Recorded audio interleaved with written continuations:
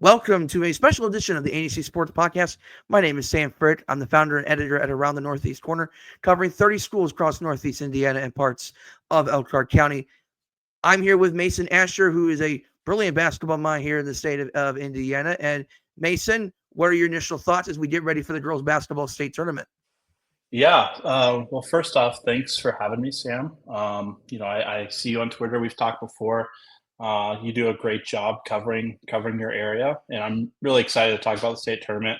I'm excited for the state tournament. I think it's going to be a really competitive state tournament. There's a couple sectional pairings that are going to get really interesting starting on Wednesday night for the first round games.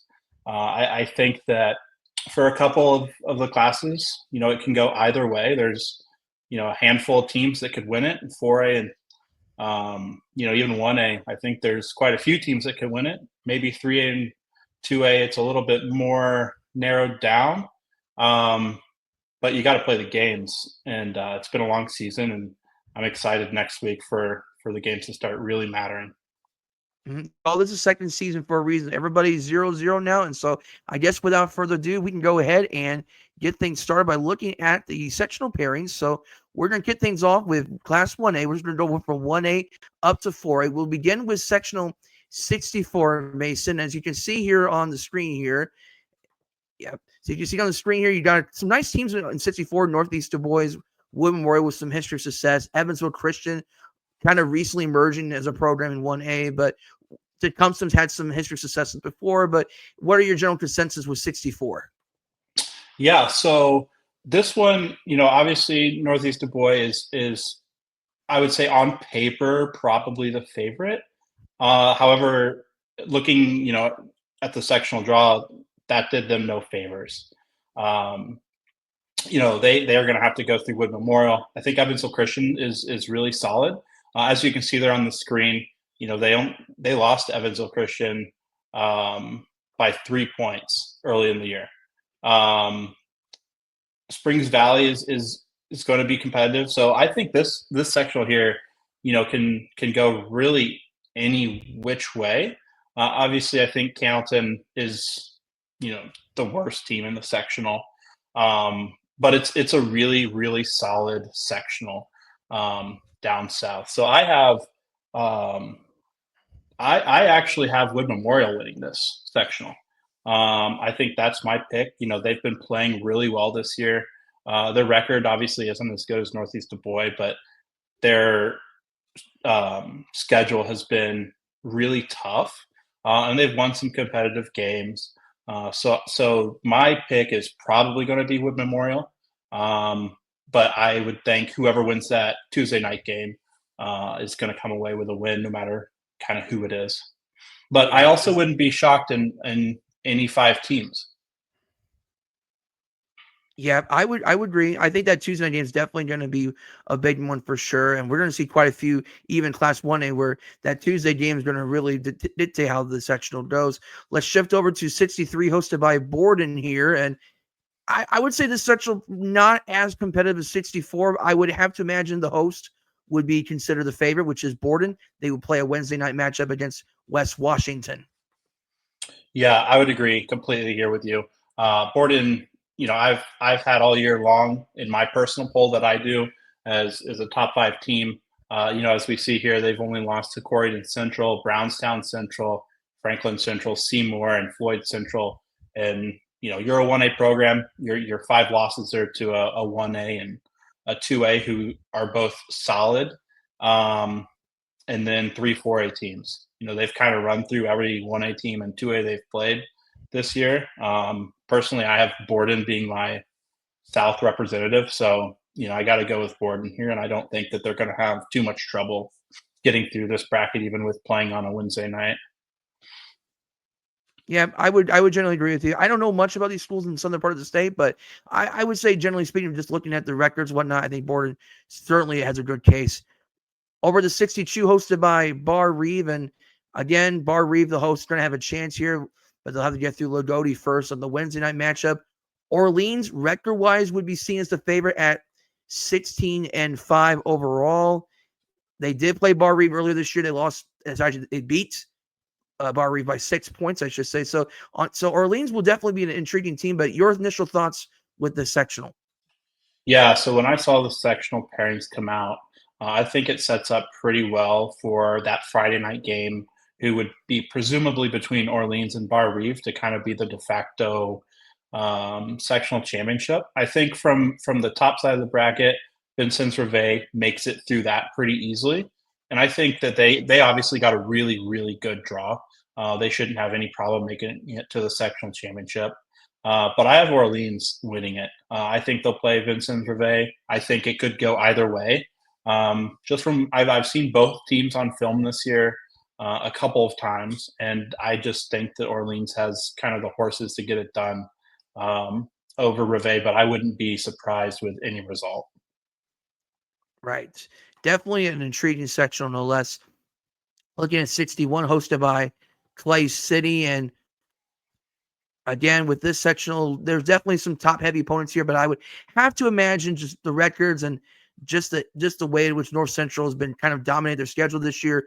I would imagine the North Central Farmersburg Thunderbirds, by the way, great name, would be considered the heavy Yeah. favorites in this section. Would you agree? Yeah, I would agree.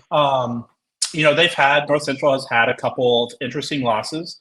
They've lost to Shakamak, who's about a 500 team, which wasn't a good loss. They lost to Sullivan, who has kind of gotten better as the season's gone on, so that's a pretty solid loss. And then they also lost to a team from Illinois, who is a really solid small school team there.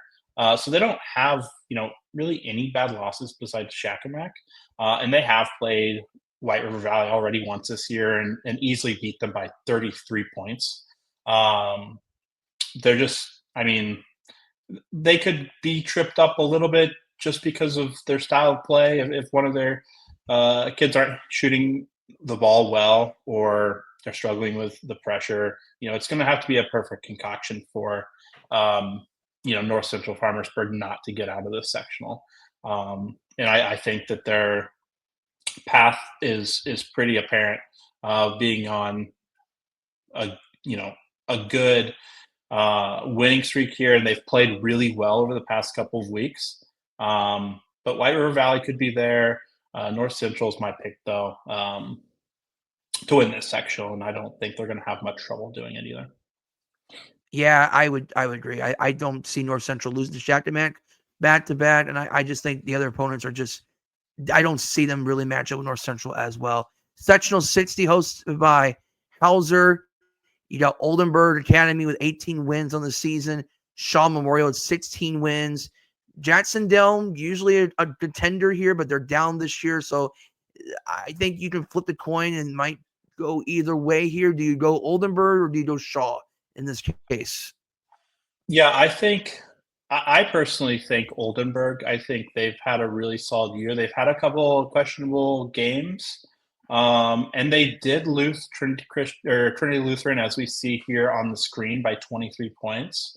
I think that Oldenburg has the easier side of the bracket, no question. I think that they have played pretty well. I think that they will probably end up meeting with Trinity Lutheran again in the sectional championship. But I'm going to go with Oldenburg. I think they can. I obviously know they lost Trinity Lutheran by, um, you know, 20 plus points, but I think that they're going to be able to get it done in the sectional. But again, it could go either way. I wouldn't be surprised with either result. That 12-10 record for Trinity Lutheran is really, it doesn't tell the whole story. They play a really, really tough schedule for a 1A school from where they're at. They've played Brownstown Central. They've played Orleans. They've played Austin. They've played Lanesville. They play Floyd Central. Like, they have a really, really tough schedule. And 12-10 with the schedule that they do is really solid. But I'm going to go with Oldenburg Academy here. Yeah, I'm intrigued with this Trinity Lutheran team as well. Solid team. They shoot the ball pretty well for a 1A school and a lot of nice competition. They also play Lanesville too, defending state champions for 1A. They're now moved to 2A. I actually might go with Trinity Lutheran, kind of the first upset, if you would, so far here. And we won't see that many 1A per se, but but definitely an intriguing sectional, no less. Looking at Sectional Mhm. 59, hosted by Southwestern Shelbyville, and this one has a little more parity here. You got, let's see here, what was it, 5, 6 teams with double-digit victories. Some very intriguing matchups, including the Morristown matchup on Tuesday night. 2 teams with 14, 16 wins on the season here. I could see this honestly go in either direction here.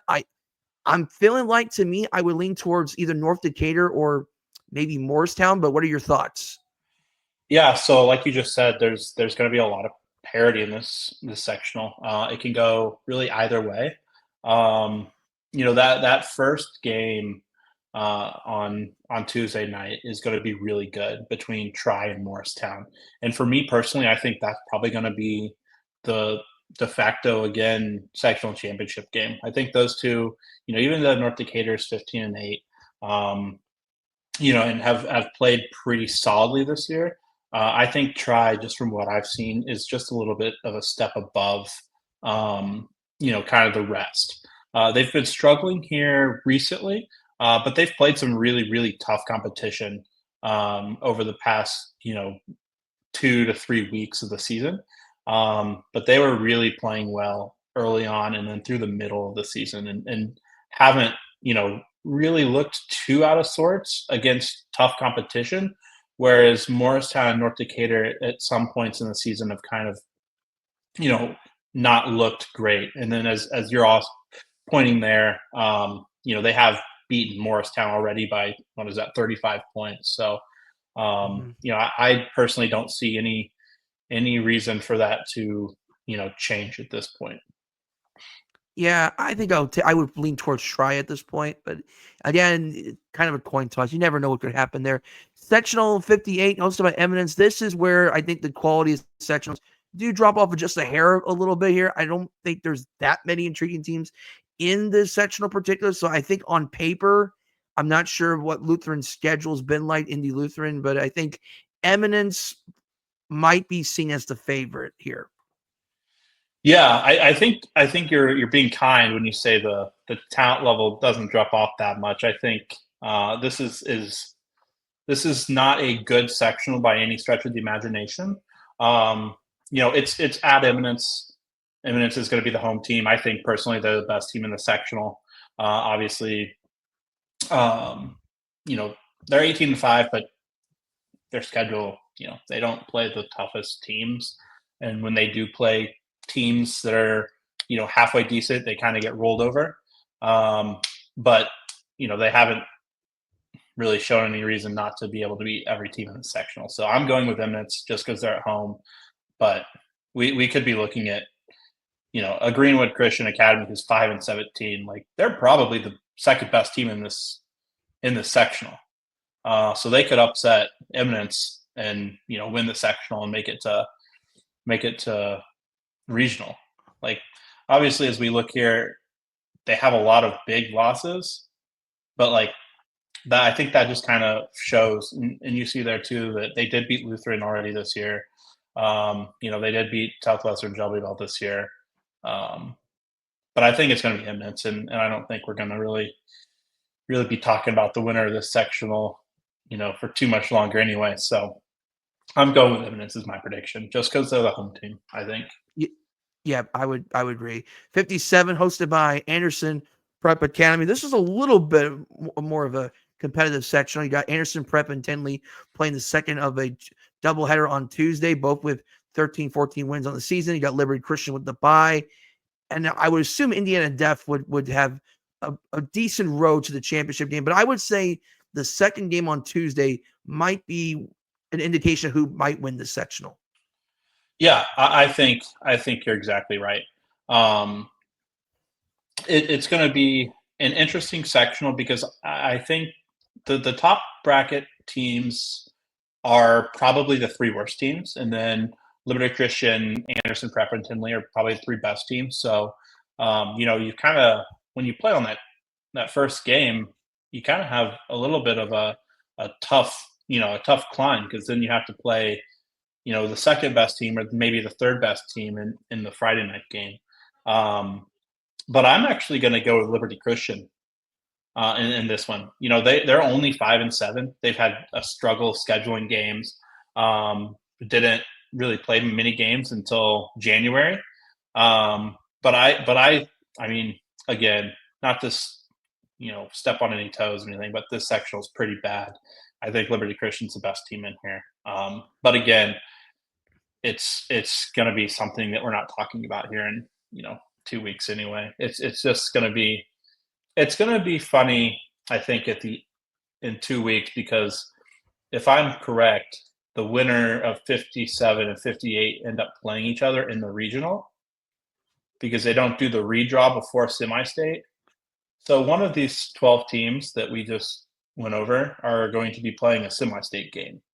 So that'll be interesting to see how that goes. But yeah, I don't think that there's going to be a sectional that's going to be looked at too heavily across the state. I definitely respect the interesting perspective of Liberty Christian. I do think them playing fewer games could make things very difficult for us to keep to forecast what could happen. I like your prediction.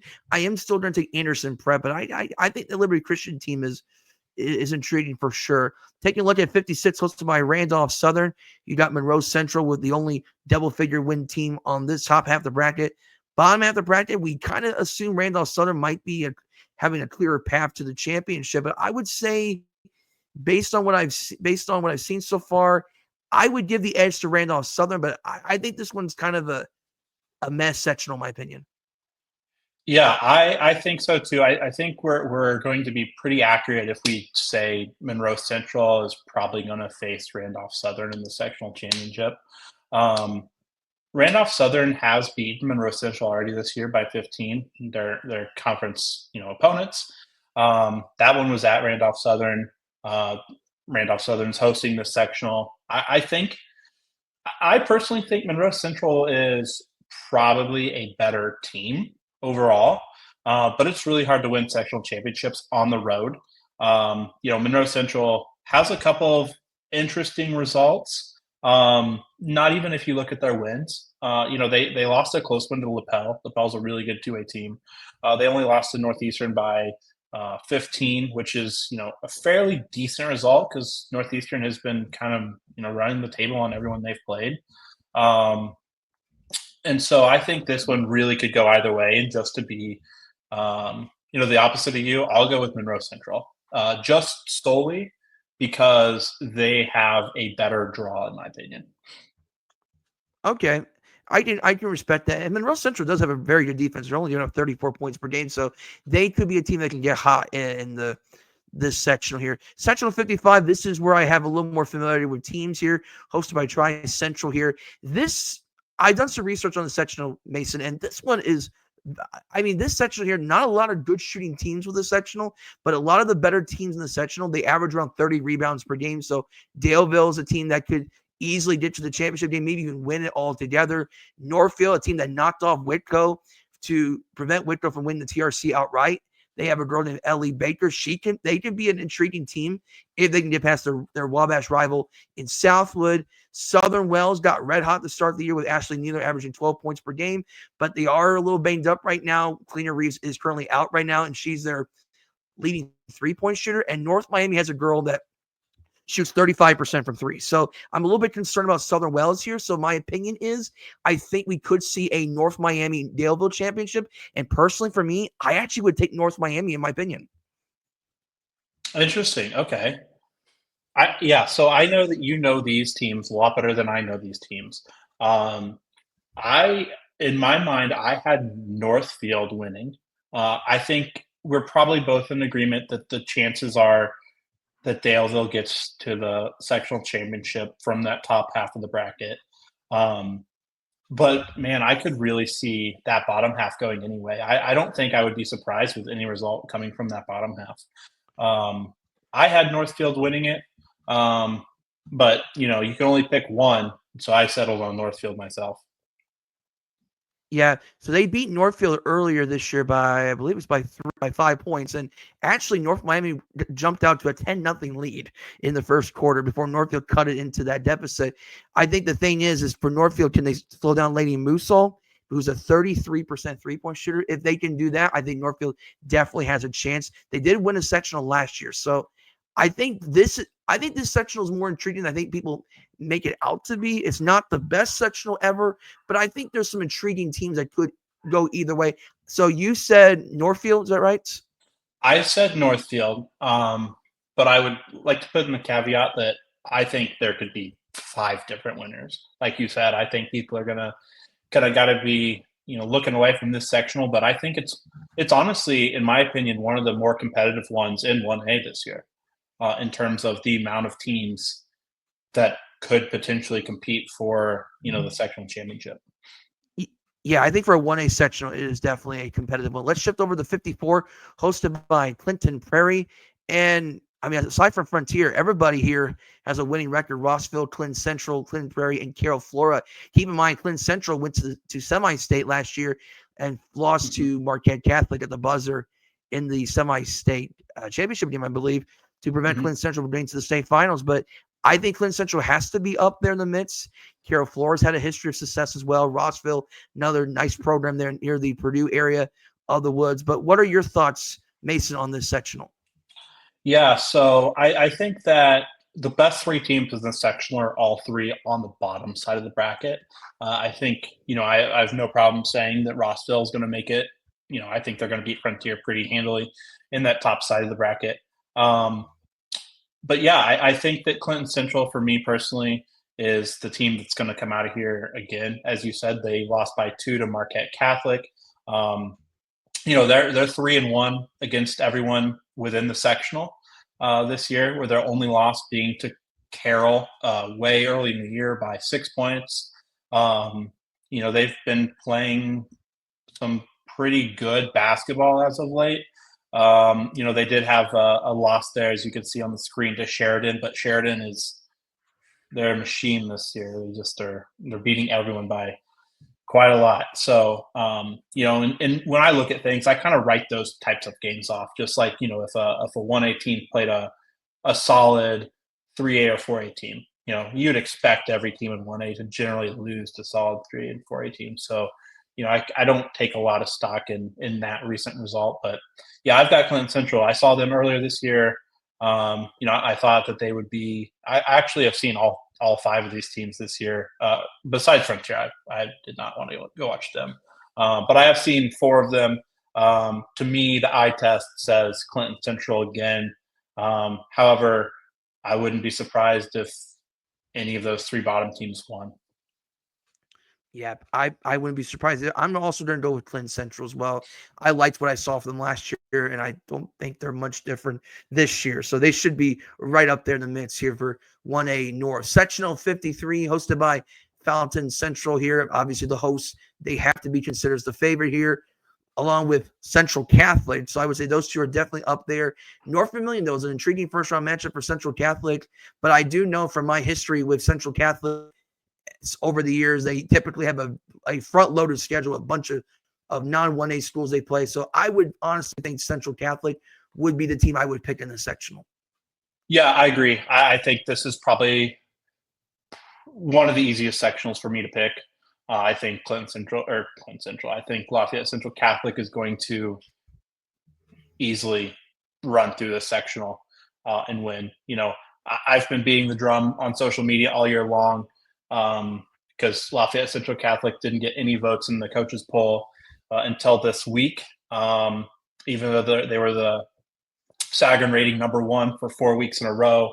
There are only 4 losses this year to McCutcheon twice, Cathedral, and Rensselaer Central. And other than that, they've been, kind of dismantling everyone they've played.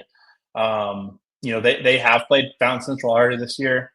They beat them 67-32. So I think Central Catholic is just going to, it would be a monumental upset if they didn't win this sectional, in my opinion. Mm-hmm. Yep, I would agree. 1A 52, hosted by Bethany Christian. I would say this is definitely a very top-heavy sectional. And I hate to be the one that kind of gives the hot takes here, but I think this Fremont Lakewood Park game on Tuesday night, I think the winner of that game wins the sectional. Can we agree with that? Because I think, to me, the Fremont Lakewood Park game, it was a 1-score lead for Lakewood Park at the half. Fremont got hot in the second half, and you got a Fremont team with 3 great players in Grace Charlotte, who's only a sophomore, averaging 15 points per game, 87% free throw shooter, cold-blooded three-point shooter is Grace Charlotte. Addie Parr, 4-sport athlete at Fremont. She's averaging 11.8 points per game, 1,000 points scored for her. And then Maya Turner is a beast on defense. She's averaging 11.5 points per game, but she does so much on defense. The big thing for Fremont is, can they stop Ava McGray at Lakewood Park, who's averaging 23 points per game? She's scored over 1,500 points in her career at Lakewood Park. If they can contain Ava McGray and hold off the other players like Delilah West or the Martin girl at Lakewood Park, I think Fremont wins that game, and I think they win the section going away. But I would love to hear your thoughts about this one.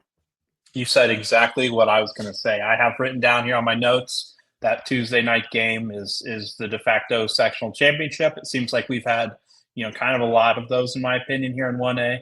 I think Fremont and Lakewood Park are easily the best 2 teams in the sectional, and I am agreeing with you that I have Fremont winning.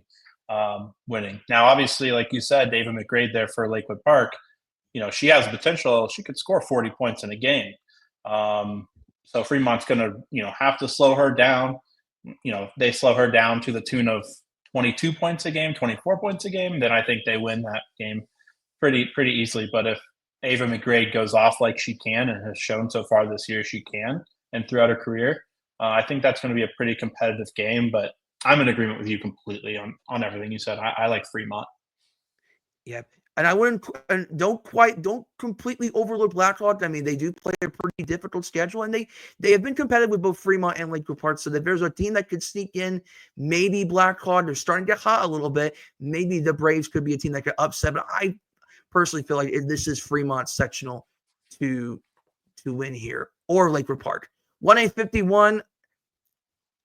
This sectional here feels like a crapshoot for me in this sectional, but I'm feeling like this is Elkhart Christian or North Judson. I'm kind of under the impression that this is North Judson. Yep, me too. I think Elkhart Christian is a solid team.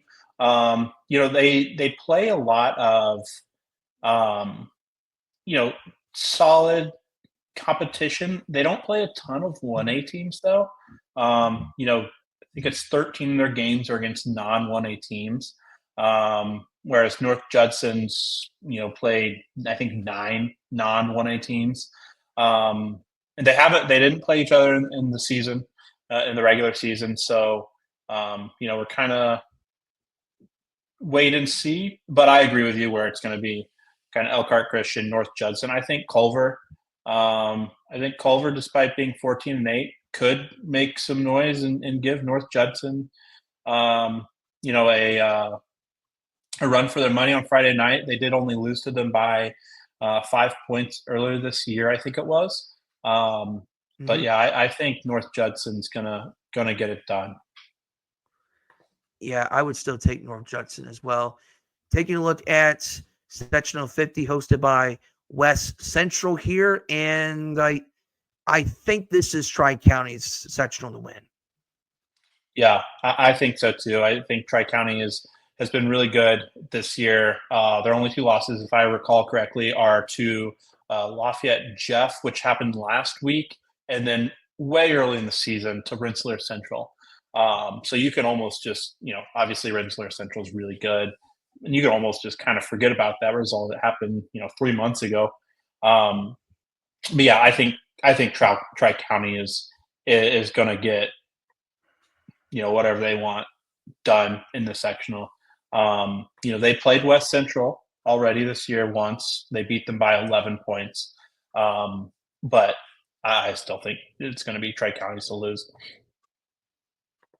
So let's look at Sectional 49, hosted by Bowman Academy. We're getting close to the end of 1A here. And again, kind of like with Sectional 50, kind of feels like this is pretty lopsided here. I know Westville is 21-2. By the way, nice comeback season for them. But Marquette Catholic, defending state finalists, I think they're a prohibitive favorite. Yeah, I would agree. I really like Westville's team this year. It's really unfortunate because I think Westville is probably, and I just did my 1A rankings today. I haven't published them yet. I I think I had Westville as like a top 6 or so team in the state, and it's really unfortunate that they're in the sectional with Marquette Catholic. Um, Marquette Catholic is really really good for a 1A team. As we can see there, they lost to Lake Central and McCutcheon early in the year. They lost to Rebuff, and they lost to Hammond Central.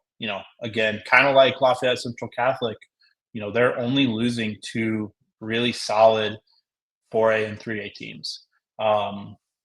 So I think they get through, but I would not be surprised, even though they beat Westville by 22 earlier in the year. I would not be surprised if Westville gave them a game.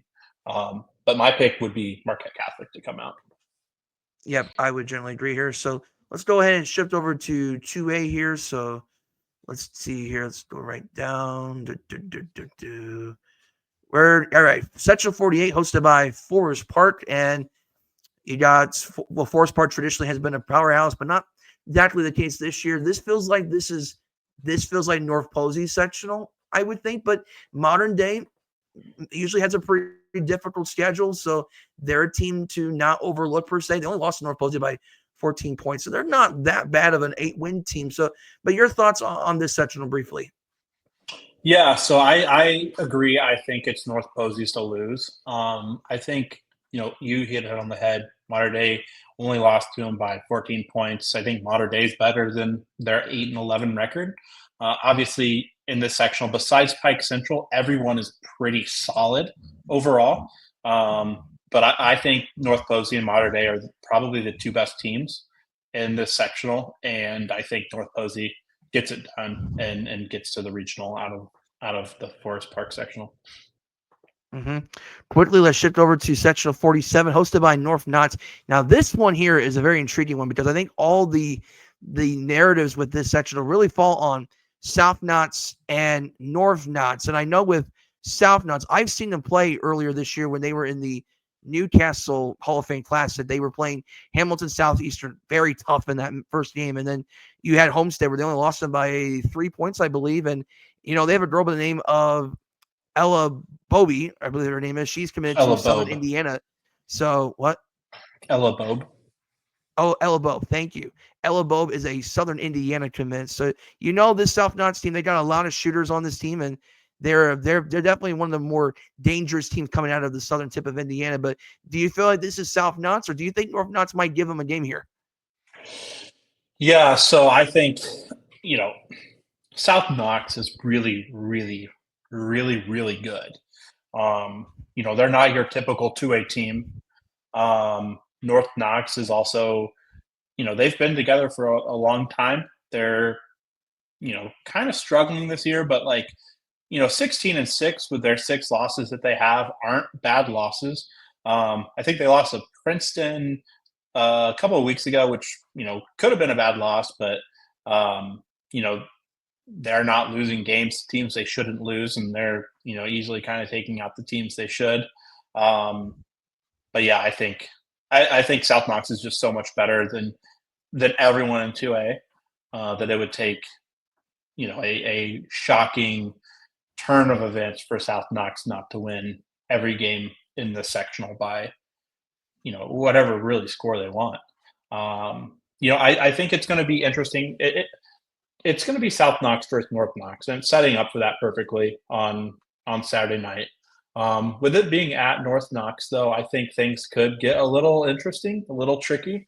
But South Knox just has, and they have all the pieces. They have shooters, they have length, they have scorers, they have rebounders. You watch them at the Hall of Fame Classic. You could tell that they aren't a 4A team, but they weren't that much worse, 1 through 5 than HSC and Homestead. So I have them, winning the sectional. They're personally my 2A pick too. So I would tend to agree. They could probably easily compete in 3A. That's how good South Knox is this year. I would 100% agree with you on your analysis there. 46, hosted by Crawford County. This one, I would think this is Lanesville sectional. I don't really have much to say here. I've seen Lanesville in the past, especially last year, but this Lanesville team is a buzzsaw. Yeah, nope, I agree. Obviously they had a really, really good season last year. Hadley Crozier's back leading them back from injury from the state championship game. Um, yeah, they shouldn't really have any problem getting through the sectional. Eastern might cause a trip up if they end up making it to the championship game. They've played some really tough teams, and they've played them pretty close. You see they only lost to Borden by 14. They lost to Austin by 7. They lost to Scottsburg by 10. Charlestown by 9. Silver Creek by 14. So they're competitive in a lot of these games. And they're playing, as you can see, primarily a 2A and 3A schedule. So they could cause some issues, but I'm with you. I think Lanesville's the team in sectional 46. All right. Sectional 45 hosted by South Ripley here. And again, this sectional here is actually very interesting. You got Southwestern, right? South Ripley the bye. Austin, who on paper would be seen as the favorite, they have the bye. But you got this Brownstown Central team, 18-5, always battle tested there. And they made it to the state finals last year. And they play a really tough defense under Coach Allman. Brownstown Central has to be up there, but is this Brownstown Central's year to try to make it back to state again? Or do you think Austin would be the new team that comes out of the sectional? Yeah, so my friends from Austin probably won't enjoy me saying that I think that Brownstown Central is going to win this sectional. Obviously, Austin, I think it's a very solid team. Obviously, they only have losses to Corydon Central, Silver Creek, and then Floyd Central. But their style of play is kind of almost predicated on one player doing the bulk of their scoring, and when she's not scoring, they tend to struggle a little bit. But I think Austin's a really good team. Brownstown Central's a really good team. Like that Friday night game is going to be the sectional championship game in my eyes. I wouldn't be surprised with either team. I think Brownstown is, I think, a little bit more complete of a team for me. So I'm going to go with Brownstown Central. And they've got some really solid senior leaders, and I think when you have seniors and you're potentially playing your last game, that's going to be kind of circled on their calendar per se, since they already lost to Austin once this year, and they want to taste what they had last year again. So I'm going to go with Brownstown. But I would not be surprised at all if Austin, gets through the sectional either. Completely the same analysis for me. I would also take Brownstown Central. Sectional 44 hosted by Hagerstown. And as you can see on this section here, Northeastern 22-1 on the season. This is their best regular season in the history of the program. They are certainly a team to keep an eye on here. I will say this, the bottom half of the bracket is certainly an intriguing opponent potentially for Northeastern, especially if it's like, say, if it's Union County or even Winchester's had their moments this year. But is this Northeastern versus everybody else in the sectional? Yeah, I think so. Northeastern play a really fun style of basketball.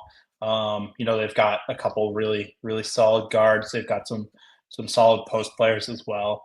They don't have a ton Eddie of Kircher, depth. yeah. Yeah, but they're not really going to need it. I think that they're going to easily, kind of make it through the sectional. Union County, in my opinion, at 14-7 is probably the second best team. And Northeastern beat them already this year by 12. So I don't think Northeastern's going to have much of a problem. Mm-hmm. I would love to have a trademark that says Northeastern basketball, Dudley Ball, to call it the fun style that you're talking about with Northeastern, but that's here and there. That's a story for another time. Sectional 43 hosted by Triton Central here. And this is a sectional that's had some quality teams over the years, but I think generally speaking, when you look at the sectional, Eastern Hancock and Triton Central certainly are the front runners here. Yeah, so I'm gonna go against that. I think Heritage Christian gets it done. They've already played Triton Central. They beat them by 14.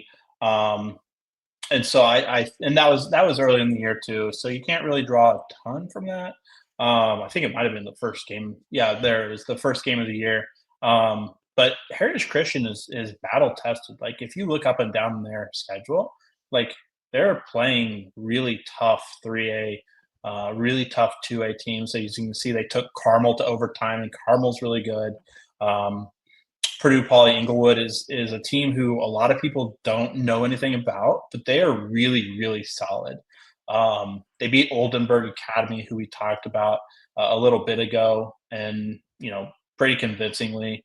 So I personally think that it's going to be Heritage Christian in this sectional. Just based on what I've seen, I've watched Eastern Hancock, Heritage Christian, and Triton Central all live this year. I think Heritage or Eastern Hancock gets to the sectional championship from the top half. I don't think they'll have any problem with Sistina or Irvington. But then in that bottom half, I think Triton Central, Heritage Christian is going to be a really, really good Wednesday night game. And I think the winner of that game, fairly easily gets to the sectional championship. And I would even go as far to say the winner of that game is going to win the sectional championship too. I just, Eastern Hancock is 19-3, but I watched them earlier this year, and obviously Kinsey Cook is incredible talent at the 2A level, and has put together some really good performances this year. But for me personally, I just think Heritage Christian, even though they're 10-12, I personally think it's the best team in this sectional. Mm-hmm. I guess to kind of keep things a little different here, I'll just go with Eastern Hancock here, but maybe by a slight edge. Heritage Christian does have a strong history of girls basketball over the years, so obviously they're definitely a team to not overlook or write off by any means. Sectional 42 hosted by Monrovia here, and this feels like Covenant Christian Monrovia, maybe. Yep, that's who I had down for the championship game. It's at Monrovia, so if you're playing at home in a sectional championship game, you kind of can start the game up 4-0, in my opinion, usually. But I've seen Covenant Christian, I've seen Monrovia play. And when I was thinking about who I was going to pick, I just kind of thought about who I thought was going to be able to make the most shots, because in the end, it's who makes the most shots. And I think Covenant Christian just has a couple kids more that can make shots than Monrovia has. But Monrovia does have a couple really solid players. Emery Newland's, a senior who's really, really solid. Zoe Walls is another kid who's got a ton of length. They can really muck it up for Monrovia against Covenant. But I think Covenant just might have a slight edge. But again, just like a couple of these 2A sectionals, I wouldn't be surprised if it goes either way. But I'm personally taking Covenant Christian. Mm-hmm. Yeah, and even though Monrovia did beat Covenant Christian earlier this year, I probably would take Covenant Christian as well, just by a hair, maybe by 2 or 3 points there. Sectional 41 hosted by Greencastle here. Can we? We're gonna make this one super quick here. This got to feel like Park Heritage, right? Yep, Park Heritage. They lose. Something went wrong. Their whole starting lineup was out, sickness or something. Yeah, they're really, really solid this year and shouldn't have a problem. Mm-hmm. Sectional 40 hosted by Alexandria. Now this one here is a little intriguing here, but I think we're in a crash course situation of Alexandria led by Jacqueline Hosier, who just scored her 2,000th career points, taking on Wapahani, a program with a good history of success and an elite defense. So I think it's going to be a match of offense versus defense in this sectional. Yeah, I completely agree with you. Alexandria just took their first loss a couple weeks ago, a game that I was at against Pendleton Heights. They lost by 12. It was closer than that, though. Pendleton Heights kind of stretched it away at the end. But yeah, I think that this is – I completely agree with you here. I don't think you can pick against Alexandria, but I think it's going to be closer than what people might think just looking at it on paper. Obviously, Wapahani is 18-4. They're a really solid team. As you said, they're defensively minded. They can score it a little bit too. But, the key when you play Alexandria is to stop Jacqueline. And can you break their press? If they can do one of those things, or if they can do two of those things, then they're going to beat Alexandria. Alexandria hasn't played the toughest of schedules. Actually, I've said it very publicly. Like, their schedule this year has been really bad. Like, it's just been not good. But they're not helped by the teams who are, in their conference this year The are all CIC, yep. down. Yeah, they're all down. Oak Hill's the only other over 500 team in the conference this year. And you're not going to travel an hour and a half to go play some team on, a Tuesday night just to get a better game. So they're kind of, bounded by, what they have in their area. So, yeah, I think Alexandria Wapahani, I would go with Alexandria, but I would just not be surprised at all if Wapahani gets them in the sectional championship, even though it's at Completely. Alexandria. Completely agree. And just keep in mind, too, Alexandria has not won a sectional for girls basketball since 2002. So there's some motivation aligned for this Alexandria Tigers program. But anyway, speaking of motivation here, Sectional 39 hosted by Sheridan. And on paper, I would have to think Sheridan is a pretty big favor here, although LaBelle has the postseason experience making deep runs in the past. And I'm very certain they made it all the way to the state finals 2 years ago, lost to Forest Park. So LaPel does have that going for them, but clearly Sheridan this year is the favorites, I would think. Yeah, I agree. I think we can make this one quick too. I think it's going to be Sheridan, LaPel in the sectional championship. Frankton could give Sheridan a little bit of trouble. I wouldn't be surprised if they do at all. But I think that Sheridan is just they're playing at a much higher level than I thought they would early in the season. I actually watched them play their first game when they played Carol Flora. I was at that game, and I thought to myself, like, I don't think this is a top 10 team. But then I watched them in early January, and they've really come together as a team. They're really playing well. Kinsey Garner is one of the very best players in the state in 2A. So I'm going with Sheridan here. They beat LaPel already this year by 16 points. So I don't think anything is going to change from that result. Yeah, I would completely agree with you. Sheridan's definitely a buzzsaw this year. Sectional 38, hosted by Lewis Cass. This is where I kind of have more familiar with these teams here. Manchester, by the way, for those that know, they don't have Brooklyn Buzzer this time around because she's at Wabash this year. She's with the Wabash Apaches, who shared the TRC thanks to Northfield, defeating the Whitco Wildcats. Lewis Cass made it all the way to semi-state last year with an elite defense and really just an elite zone defense in general. But Rochester has a history of success with their defense. Oak Hill with an emerging season for them. But I think they got a very difficult draw against the Wabash Apaches. And I think this game here between Oak Hill and Wabash, I think that's going to dictate who wins the section. I don't know about you, Mason. Yeah, no, I completely agree. I think, Oak Hill is built this year, on defense. They're a really, really good defensive team. I think there's obviously a couple players for Wabash who, if you take them out of the game, then Wabash really struggles to score the basketball.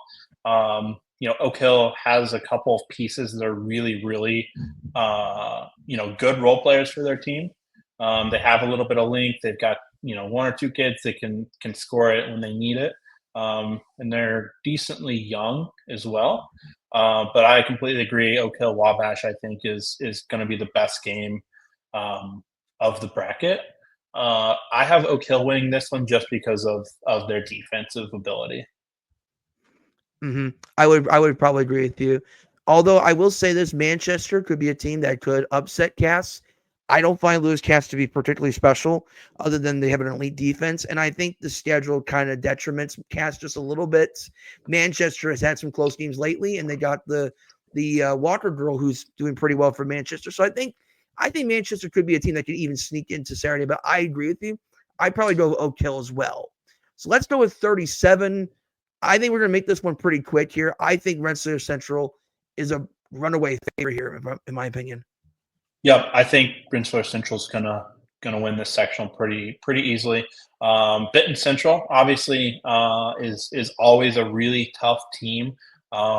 Their team is not as good as it has been here recently, but they're well coached. They always play well together. They kind of always just get kids, no matter how good or how I don't want to say bad, but how whatever the skill level is, their kids just buy in and play their system really well, and they always compete. Um, but Rensselaer Central already beat Benton Central once this year. I think by 10 or 12 points. Rensselaer Central is really, really good, and I think they're going to take this sectional. Mm-hmm. Looking over the 36, hosted by Bluffton. Bluffton has to be a major favorite in this point. Bluffton 21 season. They're one of the biggest teams in the state for Class 2A. They average around over 30 rebounds per game. This is a team that can get around 20, 22 offensive boards. They got 5 girls that can score the basketball. Isabel Stout having a emerging season, and the senior wing averaging 20 points per game. She scored 1,000 points for the Bluffton Tigers. Conley All is an incredible point guard who can move the space to the floor, but also is a tough nose defensively. Marion Schreiber can get you a double-double.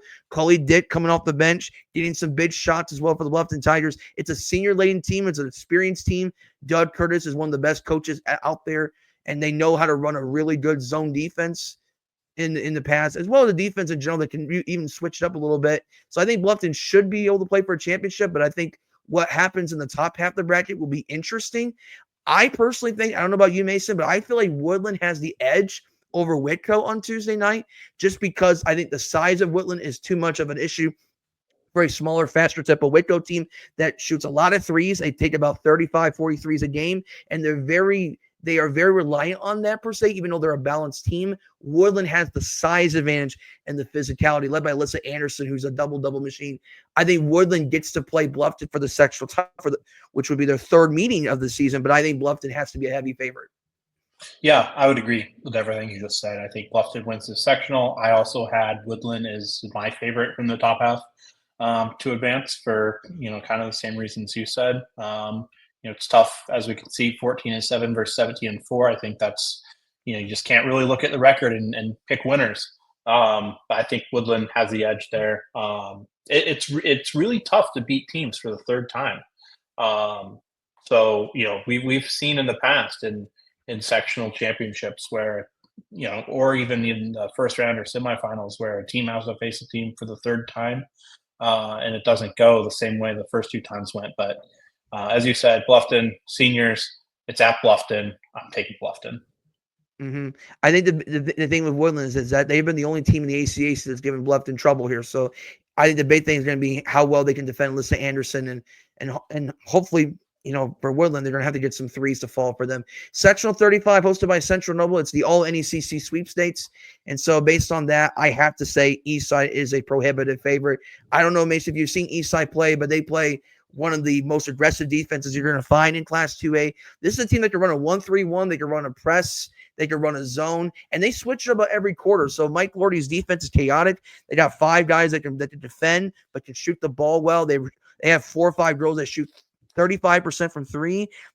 Opposing teams are committing 24, 25 turnovers a game, and I think just that alone, I think makes Eastside a slam dunk favorite, I think, to win this sectional, especially considering what happened last year, losing to Central Noble the way they did. I think the Eastside comes in with vengeance this year.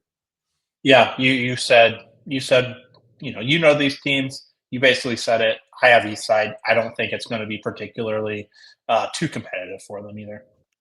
Yeah, I would say Westview, it may be one team that could sneak in for the championship game, but I think Eastside's a heavy favorite. Sectional 34, hosted by Knott's.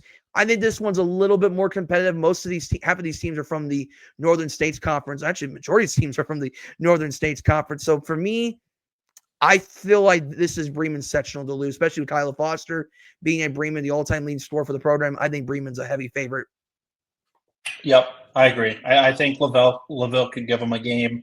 They're in the second, or I guess it'd be the semifinals, but I think it's Bremen's to lose for sure. I don't think it's going to be too tough for them either. Yep. And then rounding out 2A, sectional 33, hosted by Boone Grove. I want to say this is Andreans. Yeah, nope. I'm in complete agreement with you. Andrean is easily the best team in this sectional, and it's not close. They should win every game, probably by 25 or more. All right, so let's go ahead and shift over to Class 3A, sectional 32, hosted by Evansville Central. We have Heritage Hills the top half of the bracket here, but I would say Evansville Central. I think to keep things kind of quick here, I think Evansville Central is a pretty big favorite in my opinion. Yeah, I think that they could be tripped up potentially by Memorial or Heritage Hills in the sectional championship. But they have obviously the easiest road to the sectional final. They have one of the best players in the southern half of the state, Maddie Shirley. They've played a really tough schedule as well. Like they have really bulked up their schedule this year. Um, but yeah, Evansville Central for me here. Mm-hmm. Sectional 31 hosted by Jasper. We have Washington on paper is be potentially the favorite with 21-2, but a tough matchup against Stockbridge in the semifinals. I think Jasper might sneak their way into the championship game, but I don't know about you, Mason, but I'm feeling like this is Washington's sectional here. Yeah, I think Jasper could spring an upset. Um, I think that they play a style of basketball that makes it really tough on opposing teams. Um, Washington only beat them by 2 earlier this year. So, they've already played once. It was a really competitive game. I think Washington is better. They've got really skilled guards. They've got the size. But I think that you're right. I think Jasper could sneak into the sectional finals. I think Washington will beat Southridge, but I think Washington ends up beating Jasper once again. All right, sectional 30 hosted by Scottsburg. Silver Creek, probably the favorite on paper, but I think Madison. The only thing I worry about this draw here for Silver Creek is I think Madison could sneak up on that Tuesday night matchup a little bit. It was a close game the first time around, but I think Silver Creek's the favorite. Yeah, I would agree. If you're Silver Creek, you just can't be caught looking ahead. As you mentioned, Silver Creek beat Madison already this year, but it wasn't probably what they thought it was going to be. They only beat them by 11. I will say that Brooklyn Wren was out. I can't remember if it was for that game, but she had a foot injury for a little bit there in January. So I don't know if she was playing in that game. And she might have been out. Who knows? But they ended up winning by 11. I think that Charleston, Corydon Central first round game, like that Tuesday slate of games, is going to be really, really, really good. Corydon Central, I think, it will meet with Silver Creek in the sectional championship game again. Silver Creek only beat Corydon Central by 1 point, 80-79, just a couple of weeks ago. I think Silver Creek I think both of those teams are really good. Like they're really, really good. I just think Silver Creek has the experience to get it done this year, and that's my pick over Corydon Central. Mm-hmm. And then we take a look at sectional 29, hosted by Lawrenceburg, and we got the undefeated Pirates in the sectional 21-0. The only thing is you got to worry about those teams that are undefeated. Do they look too far ahead here? Batesville's not bad either. Jennings County has had some history of success in the past, but I think Greensburg, the Pirates are definitely a favorite here for sure. But I mean, they haven't been tested much. Do they get tested here? I don't think so. I think I think this would be a big upset if they end up losing a game in the sectional. They're my easy pick here to win. But like you said, Batesville is a solid team. They can provide a challenge, but I just think Greensburg is just so good this year. Mm-hmm. Sectional 28 hosted by Indian Creek, who has a decent record here of 15-7, but I have to imagine Ron Cali is certainly going to be a team to keep an eye on here. And I'm trying to take a look here and see if these two teams have met this year. I don't think they have. So, in my opinion, I think just based on the fact that Ron Cali traditionally has a very difficult schedule, I'm probably going to take Ron Cali, but I don't know what are your thoughts? Yeah, I agree. I think they have a really tough schedule. They had a stretch this year where they lost, I want to say 5 or 6 games in a row, but it was to like Gibson Southern and Washington and Ben Davis and Danville, like all really, really good teams. Roncalli is obviously not on that level, but I think they're just kind of a step above everyone in this sectional, and that's my pick to win it. I don't think they'll be challenged too much. I do think that New Pal actually could give them kind of a run for their money. I've seen, obviously they got to get there to do it. But 10 and 11 this year, they've played some really competitive games. They have a lot of close losses. Obviously, they only lost to Roncalli earlier this year by 10 points. So if that's another matchup, that'll be a good game. But yeah, I've got Roncalli just because they're battle tested. Mm-hmm. Sectional 27 hosted by Northview. And this one's a little bit of a toss-up. I'm not really too sure what to think of this. So I think if based on a coin toss, I go Northview. But your thoughts briefly. Yeah. I think Northview wins the sectional pretty easily.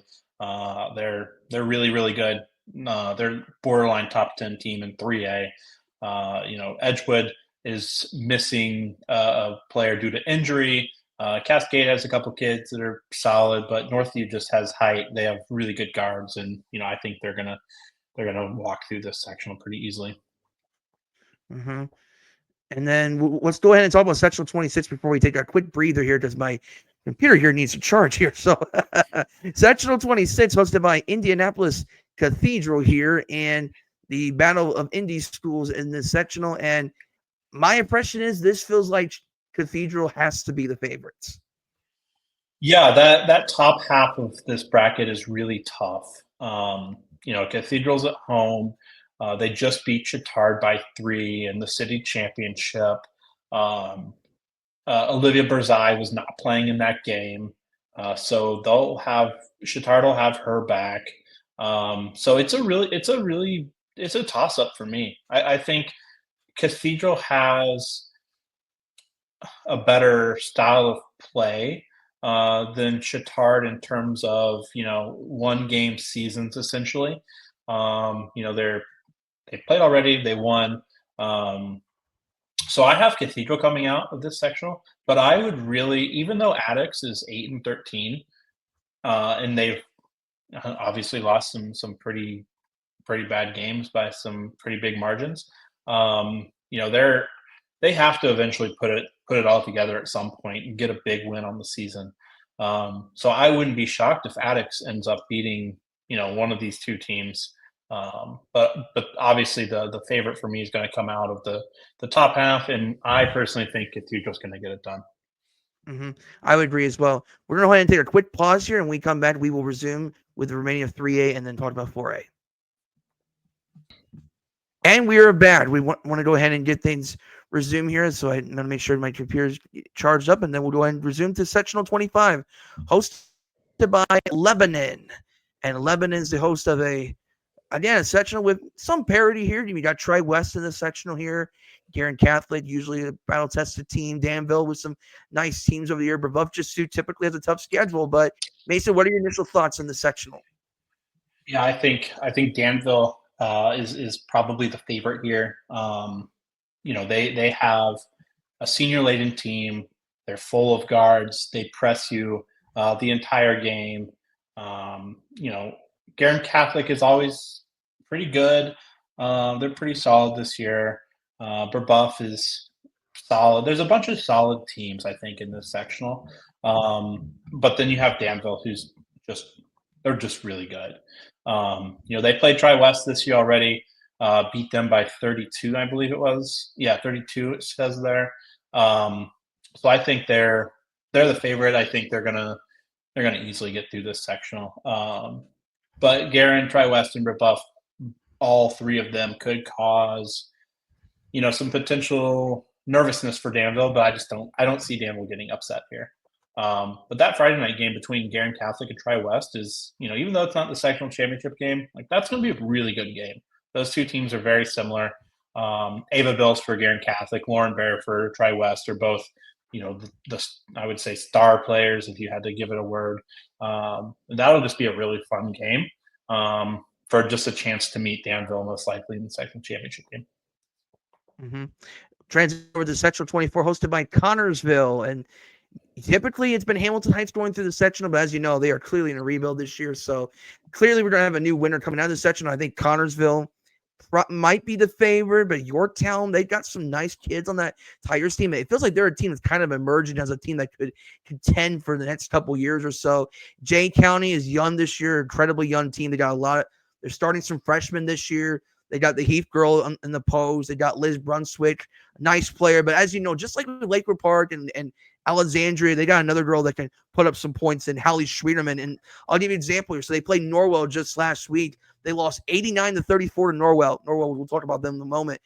Hallie Schwieterman had 26 of those 34 points for Jay County. So you know Hallie Schwieterman is a bucket for them, but clearly this is not the year for Jay County, in my opinion. I feel like, to me, Delta is a team that could maybe sneak up in the sectional, but my opinion is I think Yorktown might have the edge in the sectional. What are your thoughts? Yeah, this one's a really, really competitive sectional. I went back and forth quite a bit on who I was going to pick to win this. I settled on Connorsville solely because they're the home team, they're the host. Yorktown is probably the runner-up in my opinion in terms of the team with the second best chance of winning. With Lily Sylvester and Olivia Conklin and Alexis Fields, they've got three double-digit scorers. They split this year with Delta. Both were really, really close games. But I think, Connersville just has a really, really solid backcourt and have some kids who have some real length and can pose problems. We haven't seen Connersville play either Yorktown or Delta this year. But I think Connersville is going to come out of this, but I wouldn't be surprised if it was a winner between Connersville, Yorktown, or Delta to win this. I think there's, a lot of potential upsets that could happen. If you want to call them upsets, I think those teams are just so closely competitive with each other. Yeah, and Jay County is one of those teams. I think they could even win a round just because that Hallie Schwieterman fit, I think, is a big problem for maybe a team like Delta that maybe say, hey, we're looking at maybe playing on Saturday. Maybe they're looking too far ahead. You don't want to overlook a Hallie Schwieterman who can put up points and single-handedly put a team to victory. But yeah, I agree with you. I think this one goes. I think this is kind of a coin toss. I'm still going to take Yorktown in that one. Sectional 23 hosted by Twin Lakes. Again, Twin Lakes, another program that's had success recently, although with injuries, they are down this year. So we're looking at somebody else to win this sectional. And again, this one's kind of a toss-up as well. I would probably say McConaughey might be the favorite here, but Peru is a rival to McConaughey, so you never know if these two were to meet for a Saturday championship. But I'm taking McConaughey. What are your thoughts on this one? Yeah, I think this sectional is super, super up for grabs. I think any of Aquanaquah, Peru, I think, Twin Lakes could even potentially be a challenger in this one. As you mentioned, they're dealing with some injuries with Bowsman out for the year. But I think they could even maybe make some noise, Northwestern even.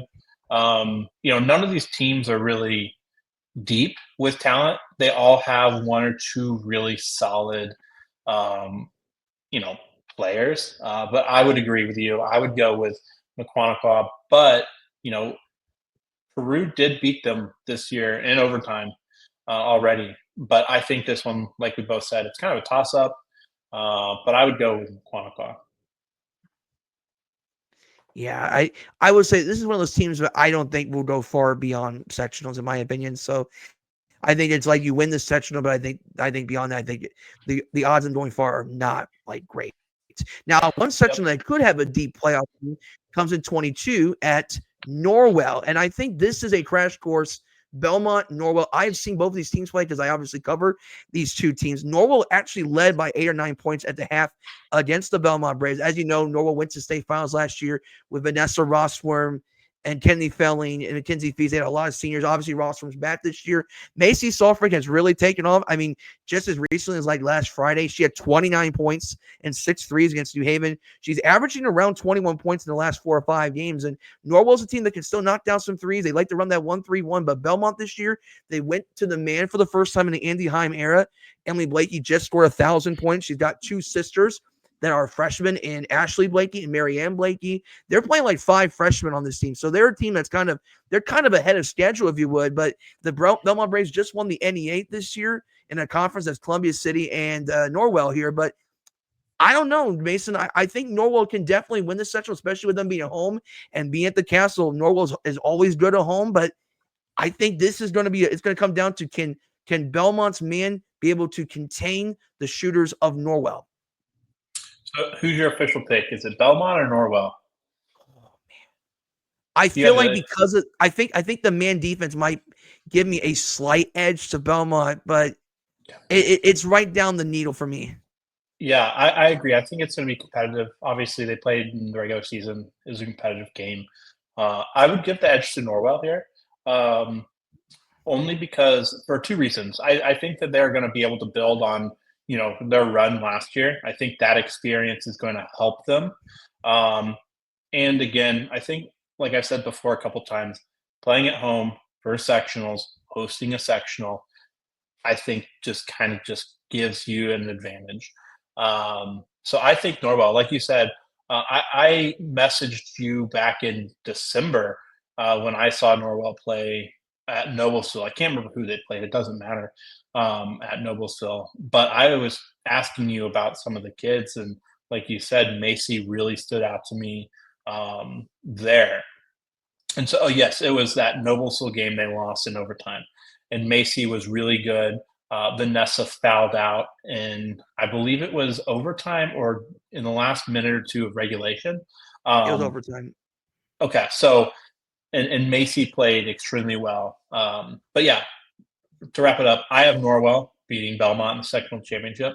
But since I know you have a lot of viewers from up that way, Marion has a freshman, Naomi Hahn, who is going to be one of the better prospects in the state in a couple of years. So that Norwell Marion game is going to be fun because she can really play and she can really score it.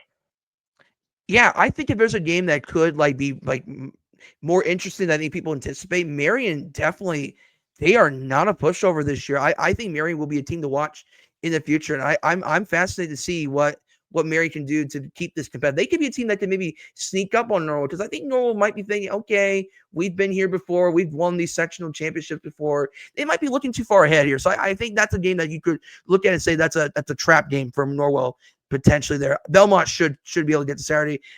No offense to Heritage New Haven, but they're not as good as Belmont. But I will say this: the winner of the sectional more than likely will be a favorite in regionals, because they will play the winner of sectional 21, hosted by Concordia. And there's another sectional. And to me, Mason, I look at the sectional. There is no favorite in the sectional. I don't know if I can say that with any other sectional, but this one, because you look at all these teams, every one of these teams has a player that can beat you. Leah Chappelle, one of the top players in the area, and she's an excellent softball player. Her mom is the coach. Her dad is the coach on the softball team. Dwayner with their 1-2-2 zone under Coach Comer. They got Izzy Ike, one of the best post players in the city. Angola with Bailey Holman. She's a really good center that can actually shoot the three ball. She's a dangerous one. The only problem with Angola is they are banged up right now. Lexi Stillman is done for the year, at least from what I'm hearing. And then they've had some injuries from some of the other athletes here. Concordia, there's a lot up in the air right now with Olivia Bollinger. She broke her hand about a few weeks ago. We don't know exactly what her status is right now for Concordia, but if she's playing for Concordia, they're a much different team.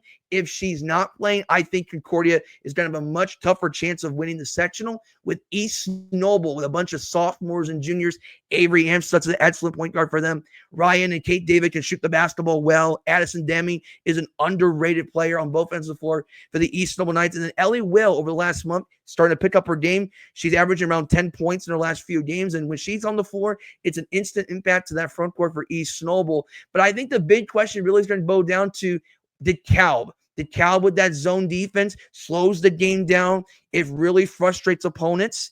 And you got Ashley Cott. She is the floor general of the DeKalb. She's going to St. Francis next year. She's the straw that stirs the drink for the DeKalb. When she's on, the DeKalb's infinitely better. You got Abby Harris who plays alongside her. She can do a little bit of what Ashley Cox can do. Grace Feaster can shoot the three ball. And then lately, Mason, I don't know if you've seen a lot of DeKalb, but Ellington Sparkman, lately the freshman, she can shoot the three ball pretty well when she gets hot here. So DeKalb, if they can put it together and play consistently for 4 quarters, and that's a big if for DeKalb, is be consistent for 4 quarters, I think DeKalb would be a slight favorite, but they can't overlook the Garrett Railroaders in the first round. Freshman Emma Kaufman is averaging around 18 points per game lately. She had 26 against Lakeland, and then Sarah Depew alongside her can shoot the three ball as well. Garrett, to me, can be a team that can definitely sneak up on them. Your thoughts, Mason, on 21? Yeah, so I think you explained everything much more in depth than I could have. So I'm just going to say 2 things, which will lead me to my prediction. There's a team in this sectional that hasn't won a sectional in 18 years. There's a team in this sectional who is 5-0 against all the other sectional opponents. That team is DeKalb, and I am taking them to win the sectional. Yeah, fair enough. I think the big thing for the Cowboys is turnovers, playing consistent basketball. I think that's the big thing for me. If they can do that, I think the Cal has the defense to do so, but I think the sectional's up for grabs. Now, here's a sectional that I think is going to be very interesting. Sectional 20 hosted by Fairfield. And you talk about teams that have not won a sectional in a long time. Columbia City. Do you know the last time Columbia City's won a sectional championship? I don't, but I know they're happy they don't have to run into Homestead this year. 2000. The year they went all the way to the state finals. Wow. It's been that long. And so that was when Connie Myers became the all-time leading scorer at Columbia City. This year, Butler commit Addie Baxter. She is the all-time leading scorer for the program and is in the running to become the school's overall scoring leader regardless of gender. But Columbia City lost some kids from last year, but they've had some kids step up with Toro Holler becoming their leading three-point shooter. Nisa Tonko is an underrated two-way player for Columbia City, and Lane Ziliak can hit the three ball as well. The big challenge for Columbia City, and I think you can see it on here with Northwood, the size of Northwood I think is going to be an issue at times because of Columbia City's lack of size. But I think for Northwood, can they handle the press of Columbia City? Because they like to play an aggressive style of defense and like to play a fast tempo. And Columbia City's battle tested.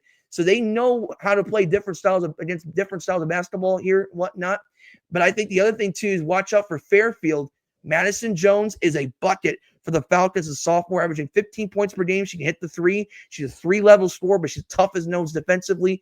Ava Herbert, one of the best floor generals out there in the area. Great defensively. Selfless kid, can shoot the ball well as well. But Fairfield's been a little inconsistent lately, not putting together 4 quarters of basketball, and I would consider the loss to Westview kind of a bad loss for Fairfield.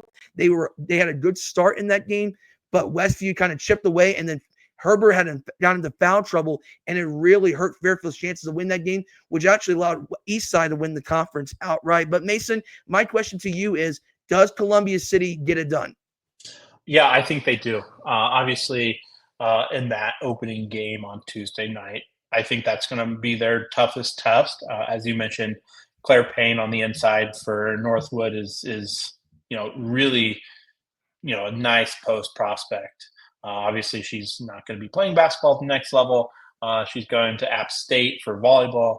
But I know you mentioned how would Columbia City handle the post presence of Northwood. So I actually saw them play Brownsburg this year, Columbia City, back in November.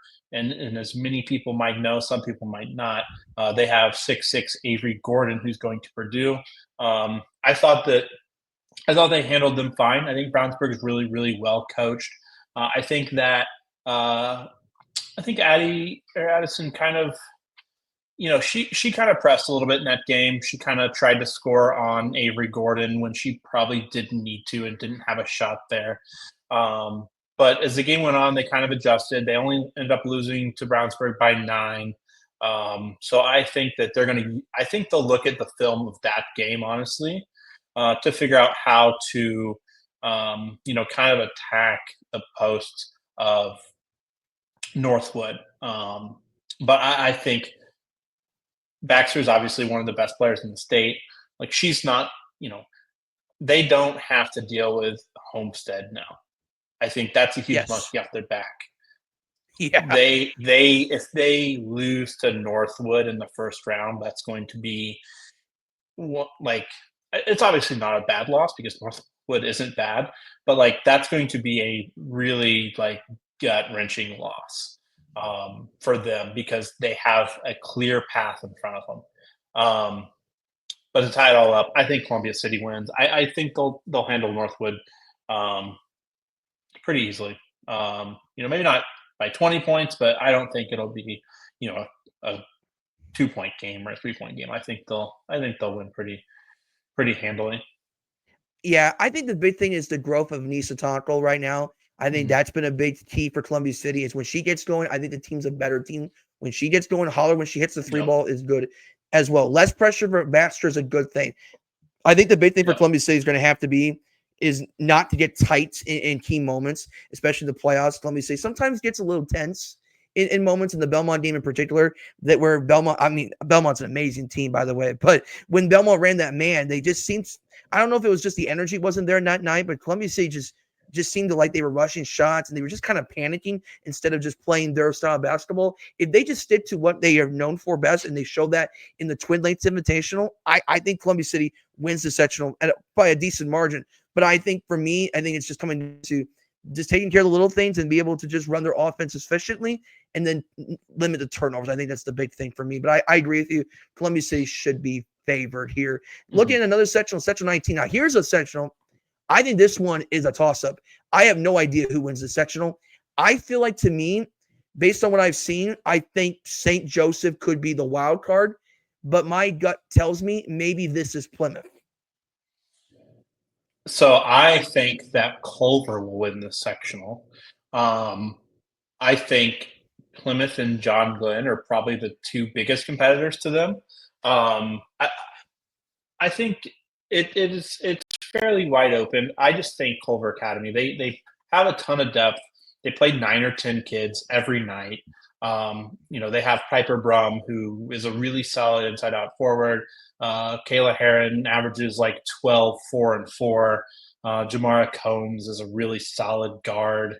Their record is pretty solid. They've had a couple of questionable losses, but they've had some really decisive wins as well this year. So I'm going to go with Culver Academy, but I'm with you. I think I think St. Joseph could provide a challenge, but I just think everyone else is playing for runner up. Yeah, I'm still gonna probably take. I probably will take St. Joe to win the sectional, but I can see Culver Academy's definitely be in the midst as well. Looking at sectional 18 hosted by Lowell, and yeah, this one feels it's fairly competitive, I think, but I don't think there's a team like that like really over the top in my opinion. So I can see this be Lowell, I can see this be Hanover Central, but where do you see this sectional? Yeah, I think Lowell wins this one. They're 3-0 against the sectional field. They've got really good size. They're pretty old, basically juniors and seniors.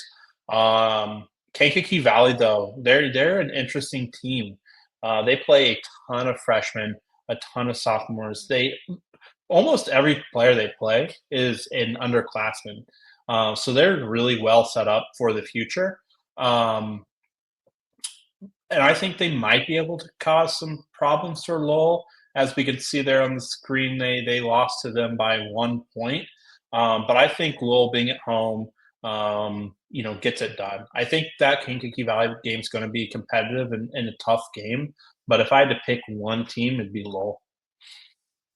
Yeah, I would still take Louisville, but that Kankakee Valley team is certainly interesting, no less. Briefly, let's look at Sectional 17, hosted by Griffith Pier, and yeah, I would say this is probably the worst 3A sectional in my opinion. I don't know what your take is, but I mean, I could see. I mean, you could see Highland win the sectional. You could see maybe Griffith, maybe Bishop Knoll, but I think this is pretty much a toss up for me. Yeah, I think so too. It's a toss up. It's like you said, probably the worst sectional, pretty easily in 3A. I have Bishop Knoll winning it. I think they're probably going to end up facing Highland and on that Friday night game. But I'm picking Bishop Knoll solely pretty much because I just have to pick one of the teams. Um, and I like what they have, um, you know, on their team. I think they're a little bit deeper than some of the other teams in the sectional, and I think depth, especially as I've mentioned a couple times, senior depth goes a long way. So I'm picking them, but again, like you said in 2A, I think it was, it's not going to really matter who wins this because we're not going to be seeing them for very much longer. I don't think so either. Now we get to 4A, and good thing for 4A is we have less teams to worry about for each sectional. But we look at 4A Sectional 16 hosted by Evansville Rights, and pretty balanced sectional, I think. Mhm. Gibson Southern is an intriguing team because they just won state in 3A, but I do feel like this is going to be a tough road for Gibson Southern. I could honestly see Castle winning the sectional. What are your thoughts? Yeah, I think it's like you said, it's a really tough sectional. I think Castle, Wrights, Gibson Southern, Evansville North are all really, really good. I think Wrights gets to sectional championship. Gibson Southern is they bounced down to 3A. They're not playing as well as they did last year, but they have two legitimate Division One players in Paige Schnaus and Gabby Spink. They should not have a problem with North. That Castle game is going to be really interesting, though. Um, I think Gibson Southern probably ends up winning that, but I wouldn't be surprised if any of Wright's, Castle, or Gibson Southern ended up winning it. Um, you know, they. I've been so on the fence with this one. It's really tough. I think they're all really closely knit. Um, Actually, I'm going to change my prediction. I'm going to go with Wrights. I had it as Gibson Southern just due to their run last year and the talent on their team. And when you have two Division One players, you can kind of win, a lot of games with two Division One players. But I think Wrights is going to end up taking the game. But again, I could see any of those three. It wouldn't surprise me at all. But I'm going with Wrights just because they're the home team. Just to keep things different, I'll just go with Castle. Sectional 15 hosted by Seymour. Floyd Central, very likely the heavy favorites. I'm not going to make this one too long. Yep, Floyd Central. I think Jeffersonville could give them some trouble, um, and cause some problems on that Tuesday. But I don't think that they're going to have any problems with winning this sectional.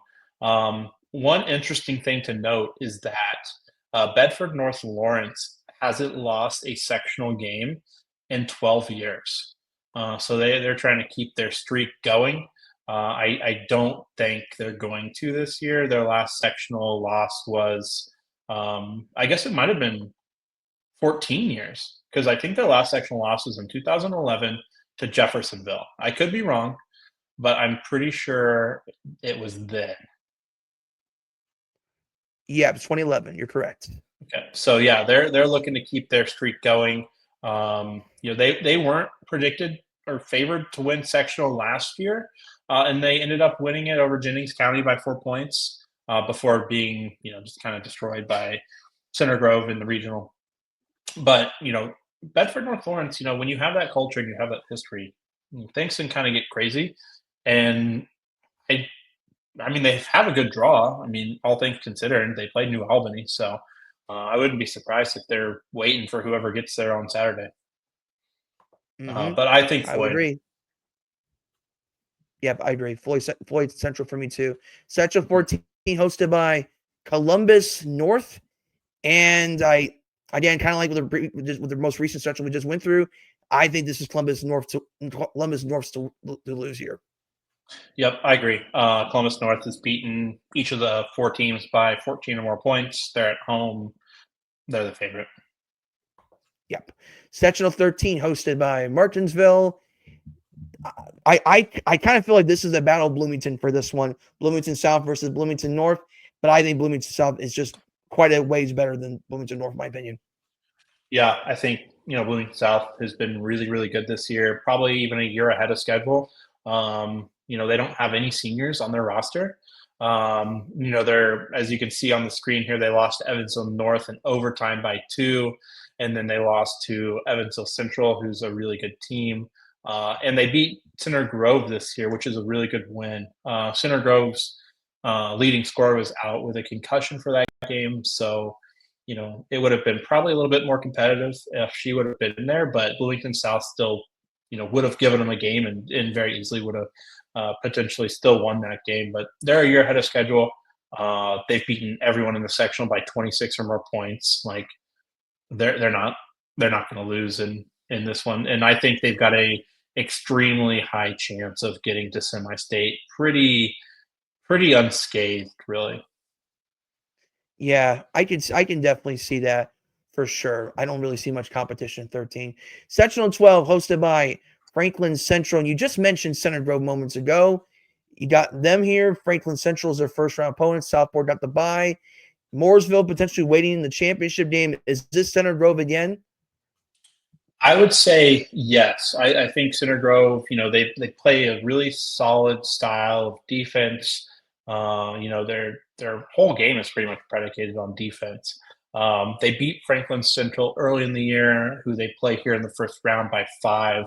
I will say that it could be a completely different game this time because I've heard rumors of Lily Graves for Franklin Central potentially not playing due to injury.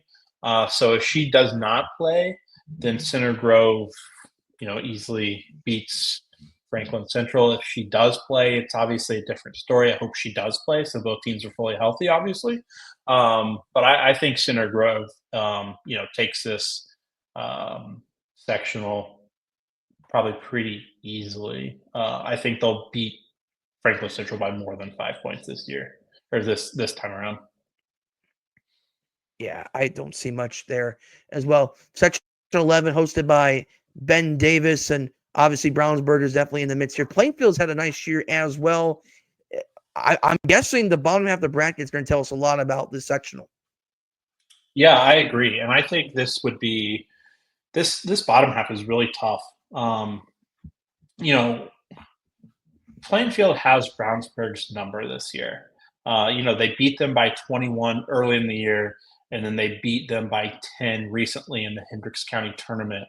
Um, and then, so that's going to be a tough matchup for Brownsburg. It just seems like Plainfield plays a style of ball, that really kind of hurts Brownsburg and takes away Avery Gordon on the inside. But in terms of that first matchup between Brownsburg and Pike, I think that's going to be, a really, really fun game. They just recently played, I think it was 2 weeks ago, and Brownsburg beat Pike by 11. Pike hasn't really gotten they haven't gotten much love across the state, but they're really good. Like their losses, they've taken a couple lumps early in the year, but like they are winning their games pretty convincingly. They obviously, as you can see here, in my personal poll, I hadn't ranked them because I couldn't just rank them based on wins off of, Lafayette, Jeff, Zionsville, Decatur Central. I was kind of waiting until that last stretch of 4 games where, that's a really tough schedule. And so I think they could potentially pull an upset off of Brownsburg. I think that they would, it would be a really fun game if they ended up playing Plainfield. I think the winner, like you said, is going to come from the bottom half. I personally, I think it would be an upset, but I think Plainfield wins the sectional. That's my pick. I think, they're really well coached. They run some really nice sets. Hannah Mintzer is one of the best shooters in the state. Berkeley Williams is, one of the toughest defenders in the state. They've had a couple, interesting, games this year in terms of, they probably shouldn't have lost to Avon, but then they took Hamilton Southeastern to overtime and lost by 2. The game after almost beating Greensburg, which I attended, and they probably should have beat Greensburg. So yeah, to wrap that up, I think Plainfield's going to win this sectional. But I would not be surprised if it was any of those bottom 3 teams. And Avon, I think, at the, it's really tough. Like, this is a really good sectional. I think Avon could pose some issues, too, if they end up making the second championship. They're just really well coached, and Nia Smith can really score the ball. Mm-hmm. You can't go wrong with Kurt Bench-led team, though, so I would probably take playing field as well. Sectional 10 hosted by Lawrence North. And here you see the defending state champions, Lawrence Central. They've been mostly unscathed this season, although Hamilton Southeastern did give them that dramatic victory in the Hall of Fame Classic. The buzzer, I believe it was the game-winning shot towards the end of the game to propel that victory for HSC, a confidence-boosting win no less. Does Lawrence Central get it done in the Central? I think they're pretty heavy favorites, in my opinion. Yeah, I think they are pretty heavy favorites. I think Lawrence North will be able to give them a little bit of a game. They did lose to Central by 24, I think it was, earlier this year. And they've got, Kiki Butler's really, really good. Kai Hurd is really good too. They've got some guards, but it's really tough to slow the Lampleys down that much. And then Layla Abdurakib also is a really, really good point guard for them. So I think Lawrence Central just kind of runs away with this, but I would not be surprised if, Lawrence North made it a game in the sectional championship. Mm-hmm. Lawrence North always has a tough defense, so I can see Lawrence North make this a ball game early, but can't. But that's why Mississippi State has had their eyes on one of the Lampley girls because Lawrence Central is just that good of a team. Looking at Sectional 9, hosted by Mount Vernon, Fortville, and this is a very balanced sectional overall. This one could go either way. Pendleton Heights, they have their own 2,000 point score, as we mentioned earlier. They could be a team in the midst here. Fortville, the Marauders of Mount Vernon, are an intriguing team. Greenfield Central's had a nice team as well. Mason, where do you lean towards? I'm leaning towards maybe Vernon. Yeah, so I'm personally leaning towards Pendleton Heights. They didn't get off to the best start. They were, I think, 7-6, 6-6, something like that. But they've been on a tear over the past, month plus of the year. They've beat LaPel, who's a really solid 2A team. They beat Alexandria, as we mentioned earlier. They just beat Noblesville last Thursday, I think it was, by 1 point. And they've actually played Mount Vernon this year and ended up beating them by 22 points. That was well back in December. Obviously, things changed since then. Coming into the year, I thought Greenfield Central was going to be a big competitor, but they just have had a couple interesting losses recently. They just they haven't shown a ton of consistency. They did beat Pendleton Heights earlier this year as well by 1 point. So I just think Pendleton Heights is streaking at the right time. They're hot at the right time. They've won 10 or 11 games in a row, and I think that they're gonna get it done. And I don't think they're gonna have a ton of problems doing that with Casey Warfel, who you mentioned just scored her 2,000th point, and then Ada Hupfer on the inside. Yeah, I'm still going to give the edge to the Marauders, but yeah, Pendleton Heights definitely is a team to keep an eye on if they can get past this sectional here. Sectional 8 hosted by Noblesville. When we talk about teams that struggle to get over the hump, we talk about Hamilton Southeastern. They have the perfect season up to this point, 22-0, led by Maya Makaleski, the IU commit. This team is dangerous. They're talented. They're physical. They're tough. They're battle-tested. But they've had the issues of playing Noblesville in the sectional. And also keep in mind, Mason, Fishers is their first-round opponent. The battle of the Mudsock rivalry, I believe it is, and you never know what could happen in a rivalry that big. So does it? So what are your thoughts? Yeah, so this is the best sectional in the state year in, year out. Everyone just kind of points to Sectional 8. Zionsville's obviously down this year. I don't think that they'll be winning a game. Westfield's 15-8. They're solid. They don't score a lot. They don't give up a lot of points. They're going to really slow it down, but I don't think they have the firepower necessarily, to get by Carmel again. They lost to Carmel earlier this year, or they beat Carmel, I apologize, earlier this year. I'm not sure they have the firepower to get by them again. And they lost to Noblesville in a really close game. I don't think that they will end up winning, but I think that just kind of leads me into saying I have no idea what's going to happen in this sectional. It's going to be really fun to scoreboard watch. I'll be there on Tuesday night for those first two games. Like you mentioned, the Mud Sock Fishers and Hamilton Southeastern. Like that's one of the biggest rivalries in the state, um, in every sport, obviously. And Fishers lost by 13 the first go around. I don't think that Hamilton Southeastern, despite being 22-0, is unbeatable. I think there are ways you can beat Yeah. them. I think there's things that you can really target. First off, you got to hope that they don't hit 21 threes like they did the other night or whatever it was when I went and saw them play Zionsville. They're like 16 of 21 in the first half. It was incredible. So first, you got to limit them shooting the three. You have to take Maya McAlusky out of the game. You got to hope Kayla Stidham isn't knocking down shots. But then you also have to worry about KK Holman running the show. So they're a really tough team. But this sectional is just really tough. And that's not even to say anything about the Carmel Noblesville matchup. Carmel has, they're 10-12. It's obviously a down year for them. But they're playing really competitive basketball. They get 2 more shots to go a game.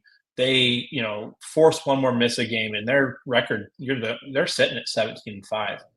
They lost to Evansville Central by 7, Noblesville by 12, Westfield by 5.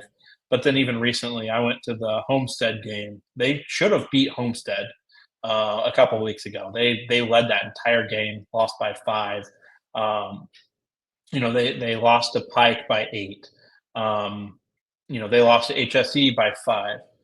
So I think this sectional can go either way. I would not be surprised with any result that comes out of this in any way whatsoever. The only result I would be surprised about is if Zionsville beats HSE. Like that is the only singular result I would be surprised about. But I can't pick against HSE. I think they're good, but I would really, really watch out for Carmel. I think they're senior led. Izzy Shepard's out with an injury. I think the seniors probably want to do it for her. That's a big loss, obviously, to have her out. And so I think they could, maybe push for a win against Noblesville. But I think we're, heading for HSC Noblesville in that Saturday night game. But I wouldn't be surprised with whatever. My pick is HSC, but I think anyone could come out. All I can say is down your popcorn and buckle up. I call this the sectional doom this year, and I think this is going to live up to that this year. This is a very, very difficult section. I'm not going to predict this one. This one's way too difficult for me. Yeah. Sectional 7, hosted by Harrison. It's a 4-teamer in this one, so I'm feeling like this is Jeff and McCutcheon for the sectional championship. But I think Kokomo is the team to watch, but I feel like this is McCutcheon's sectional. Yep, I agree. McCutcheon's really good. Lily Graves is the best player in the sectional. Lafayette Jeff has had quite a turnaround this year. Going 2-22 and 2 years ago, and then last year going 4-20. Now they sit at 17-6. Like it's been a really, really good turnaround for them. They have had a couple transfers. That always does help. But they play a fun style basketball. They're well coached by former Marion player Jenna Sullivan. But I think it's McCutcheon sectional. They beat Jeff already by 10 this year. I don't think anyone's going to take down McCutcheon in this sectional. I don't either. I think they're just an absolute pain here. And sectional 6, I want Huntington North to prove me wrong like they did a couple years ago, but I just don't see it. I mean, Marissa Trout's a nice player. I mean, she just scored 1,000 point this year, and she's going to Taylor University. She's a bucket. She's a 3-level scorer for them. Hayden Bailey's a nice sharpshooter for them. She's going to Huntington University. And then they got a nice freshman named Lucy Wright. She's a nice player. She had 14 points in the 35-30 win against DeKalb. But, man, Huntington North's in a transition period. Their offense just does not move nearly as well as Homestead. They need a perfect defensive performance. And let's be honest, Mason, Homestead's a beast this year. You got Maya Epps and Gabby Helsum, 2 1,000-point scores. Just incredible, talented players. They're only juniors. Whitney Ankerbrook is another talented player, just a junior. I think she's committed to Indiana Wesleyan, I believe. Yep. And then Yep. Kelsom just announced her commitment to Toledo. Carly Mollering is another one that's is going to be a college player as well. They're just a loaded team all across the board, but it has to be Homestead this year. Yeah, I think I wrote my notes. I wrote down that it's Homestead and then everyone else. I don't think they're going to have much of a challenge. Um, they Homestead's just so loaded. Like you said, they've got Ankenbruck and then Mollering. She's also committed to Indiana Wesleyan. And then, you have those two kids. If you just have Ankenbruck and Carly Mollering, like those are two Delaney pretty Knoll. good kids. Yeah, and then Delaney Knoll. And those three kids, those are a good three core for a 4A team. But then you also have Maya Epps and Gabby Helsum, which just kind of take them over the top. I think, yeah, it's they're gonna be able to walk in the gym and name their score in both of the games in the sectional. Yeah. So Sectional 5 hosted by Northrop here. I think Northam should play for the championship, obviously, but I think Snyder Carroll is an intriguing one. If we get if Carroll does what happened last week, where Kayla Hafner scored 32 points and set the school record for 19 free throws, they're probably going to be playing for the championship. But you got Shanann Cooper, freshman forward for the Snyder Panthers, got an offer from Notre Dame, but Snyder is clearly in a transition period for me. So my opinion is I think we're going to see another Northrop Carroll championship game. But what are your thoughts here? I still like Northrop though. Yeah, I agree. I think once Miley came back from her injury in December, I think that kind of just took Northrop to the next level. Like you said again, like Snyder is in a rebuilding year. When you lose a kid like Jordan Poole, who you can just kind of give the ball to, and as a coach say, "Here you go, run the offense. You know what to do." Like I don't need to say anything, and you lose that, and now you have a young team that's still trying to kind of find their way. Um, it's tough. But I agree with you. I think we're looking at a Northrop Carroll game. I wouldn't be surprised if Snyder ends up kind of maybe catching Carroll sleeping a little bit in this one. The game that they played was, not a blowout. Obviously, Carroll won by 12, a couple days ago. But I think it's like you said. I think it's going to be Northrop and Carroll in the championship game, and I think Northrop probably has the edge on this one. But I think these are three really good teams. All Yep. could win it potentially. Yep. Sectional 4 hosted by Warsaw. This is another difficult sectional here. Now, Northridge did get the semifinal match against Goshen. I would have to think Northridge is going to be playing for the championship. Warsaw, I think, is the favorite, but Elkhart's one of those teams that they're tough, man. Elkhart plays a tough defense. I like the way Elkhart plays. They can sneak up on Warsaw in that semifinal matchup, but I think we're anticipating Northridge and Warsaw. And I'm hoping this is the year Warsaw finally gets it done. But I always have to caution with the Northridge Raiders because of how deep they are, how incredibly talented they are, obviously. And I think they just have that swagger in the playoff. They just know how to win in the postseason. But is this the year Warsaw gets it done? Yeah, I think so. I think that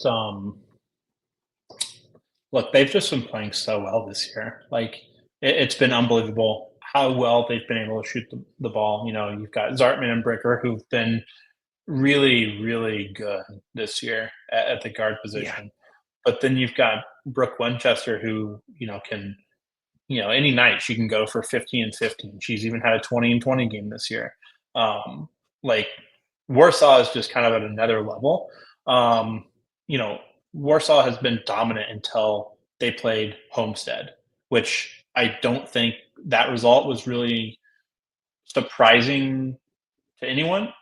But until then, it's been kind of, they've been able to do whatever they want to do, and they've got some really good wins.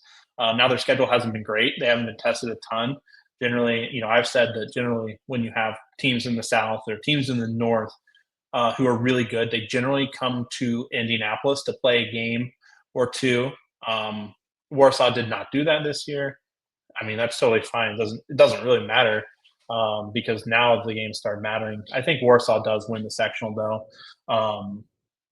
But like you said, I think Elkhart could, kind of test them a little bit too with their they play really feisty and they're confident right now. So I think that they could, you know, give Warsaw some trouble, but like I don't see anyone beating Warsaw. I think Northbridge will give them a little bit of a game too, but I just I just don't see it. I think it's got to be Warsaw here. And I think being at home, I think Warsaw, I think that helps a little bit for them. Sectional 3 Yeah. hosted by LaPorte. I hate to say this, but I think Washington is unless Penn upsets them in that first game. I think that big game on Wednesday is going to be a clear indication. But if they get past Penn, I just don't see anybody beating Washington. Yeah, no, I think the winner of the South Bend Washington Penn game is going to win the sectional with zero resistance. South Bend Washington might feel like this is like their year because they do have Kira Reynolds, Monique Mitchell, and Rye Wilson, all three graduating. They have some solid youth, so they're not going to be, they're not going to flip and be 5-16 next year or anything like that. They'll still be pretty solid. But this is the year for them if they want to win a state championship again. So I think that we'll see them come out knowing that. Um, I think we'll see them beat Penn and win the sectional. Penn is young too. They're pretty young. But Jessa Troy, like she can really make an impact on this game. And South Bend Washington has, despite being 21-1, they have a couple of games where even though they've blown out teams by a lot, they've had a couple of games this year where, you would have expected them to win by a little bit more points. And I know Coach Reynolds, kind of messes with lineups and stuff like that here and there. But like, North Central, they played North Central last week or the week before. North Central's 4-16, not very good. They only beat them by 11. Obviously, I don't know how he played that game. Didn't watch it, but it's going to be really fun. I think that's going to be a good game, but I think South Bend Washington's going to win. All right. Real quick here, sectional 2 hosted by Chesterton here. I would think Valpo probably the slight favorites. Maryville could be intriguing. Chesterton the host. Never know what can happen here, but I think Valpo may have a chance here, but Chesterton, I think, is a team to keep an eye on. What are your thoughts? Yeah, I agree. Even though Valpo plays Tuesday, they easily have the easiest road to the sectional championship. The second and third best team in the sectional are on the top half in Chesterton and Maryville. Maryville has a couple of kids who can score the ball pretty well, but I don't think Lillian Barnes is gonna let Maryville deny her a sectional championship. They already beat them by 14 this year, so again, like I said before, I don't see that changing here. Yeah, Lillian Bard's definitely a gamer for Valpo. And then one last sectional here, sectional 1 hosted by Crown Point. Lane Central made it to the state finals last year, but tough draw with Munster. You got Morton in the sectional. Hammond is also in the sectional as well. It does Lake Central get back to regionals? Yeah, I think they do. I think they're going to lean on their experience over the past couple of years to make it through. I think, Hammond Central, Hammond Central is really solid. They're very athletic. Hammond Morton is the same, very solid and athletic. Both have, athletes that can really score the ball. But I think like I've said a couple of times, like I think experience in the state tournament is just so big. And I don't think that Vanessa Wimberly or Krieger is gonna let either of those teams stand in their way. So I think Lake Central is going to end up making it out of the sectional. All right, one last thing before we let you go here. Who are your state champions? Ooh, that's a tough one. So my state champions this year, I think Lawrence Central is going to get it done in 4A. I despite the loss to HSE, I think they're better than HSE. I think that Lawrence Central will win a rematch. Even though my rankings, I have HSE over Lawrence Central. I think Lawrence Central is going to win 4A. In 3A, I think it's pretty easy. I think that Greensburg is my pick. I think they've got, a pretty smooth sailing schedule for 3A up until probably the semi-state championship game. But 3A South is really, really tough because you'll have probable Washington, Evansville Central, Silver Creek, and Greensburg. So I guess it's not as smooth sailing as I thought it was. But I have Greensburg still. I think Greensburg is the best team in 3A. And then in 2A, goes without saying, I think South Knox is going to just run all over all those teams.